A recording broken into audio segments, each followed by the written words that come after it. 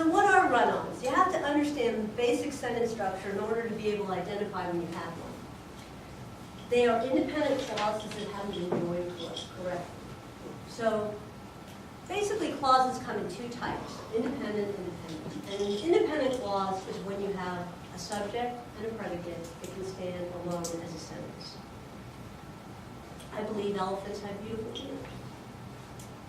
A subordinate or dependent clause contains a subject and a predicate, but it can't stand alone. Although I believe that elephants have beautiful ears, I don't want to kiss them. Right? So you can see that this right here cannot stand alone. You stop the sentence right there, but because it's dependent. The compound sentence is when you have two or more independent clauses with no subordinate clause. I'm just showing you some slightly more complicated sentences.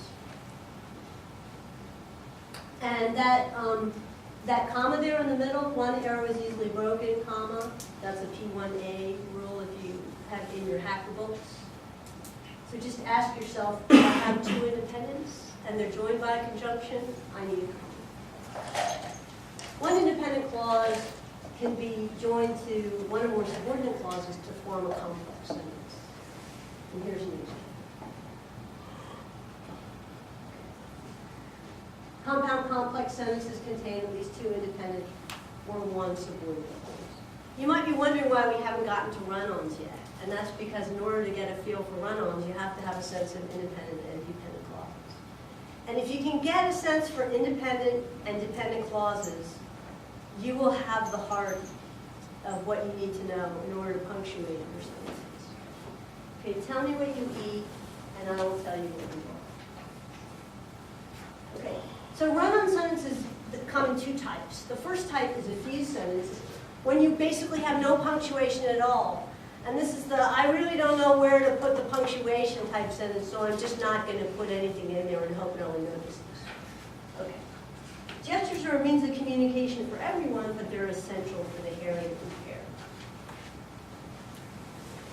Okay, run-ons type 2, joining two independent clauses with a comma. The old comma splice. By the way, splice is one of those weird words in English where it also means it's opposite, because you can splice film together, which means you join it, or you can splice it by cutting it in half. So in this case, you're trying to join two independent clauses with that old comma, and it doesn't work. So there are 4 ways you can revise run-ons. So if you get back a paper and they've said, oh, you've got run-ons on it, there are a lot of ways you can fix it. So here are some of them. The first one is you use the comma and then you add a coordinating conjunction. Gestures are a means of communication for everyone, but they are essential for the hearing. You can use a semicolon, a colon, or a dash, depending on what's appropriate. A dash is a little less formal. A colon indicates something is coming. Right?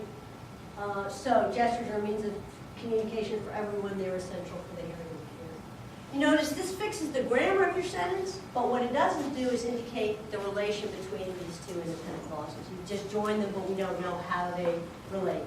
Whereas when you add the however, comma, we now know how they connect to each other. They're in contrast. The third thing you can do is make the clauses separate sentences. This is nice and simple. It doesn't show any connection between these two ideas. You can also restructure the sentence by subordinating one of the clauses. In this case, we've taken that independent, and by adding although, we've made it subordinate. Although gestures are a means of communication for everyone, they are essential for the hearing impaired. And now you have a sentence that's really presenting the idea at its best. Okay, so let's just compare these ways of fixing it. We delight in eating frosted flakes. They are so delicious. And here are the 4 fixes.